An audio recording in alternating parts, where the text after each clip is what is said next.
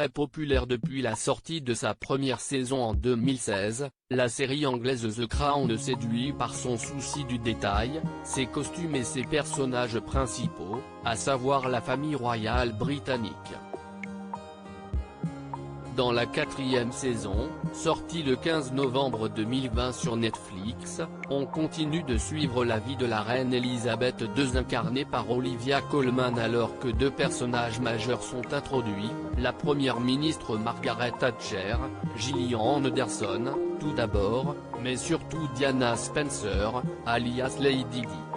Incarnée par Emma Corrin, alors inconnue du grand public, la princesse de Galles et sa relation avec le prince Charles continuent de fasciner les foules et cela participe grandement aux très bonnes audiences de la série.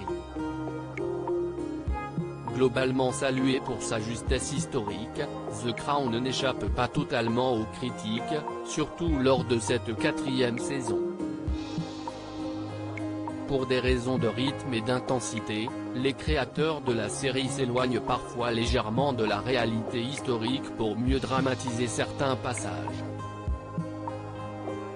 Ces petits détails ne sont pourtant pas pour le secrétaire à la culture britannique Oliver Dowden, qui a récemment indiqué au journal The Mail qu'il souhaitait que Netflix précise lors de la diffusion que la série était une fiction et pas un documentaire. Je crains qu'une génération de téléspectateurs qui n'ont pas vécu ces événements puisse mélanger la réalité et la fiction, a-t-il déclaré. Il a ajouté que la série était une œuvre de fiction magnifiquement produite mais qu'il devrait être clair dès le début qu'il ne s'agit que de fiction. The Crown renouvelle son casting pour la saison 5. Beaucoup d'internautes britanniques lui ont reproché cette sortie médiatique, en avançant qu'il était évident que la série était fictionnelle et qu'un secrétaire à la culture avait des choses plus importantes à faire.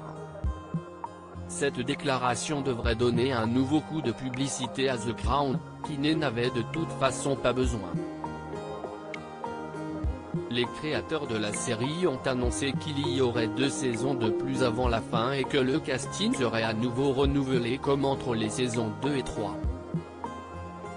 Imelda Staunton, qui a notamment incarné Dolores Umbridge dans la saga Harry Potter, reprendra le rôle d'Elizabeth II tandis qu'Elizabeth Debicki, vue récemment dans Tenet de Christopher Nolan, incarnera Lady Diana.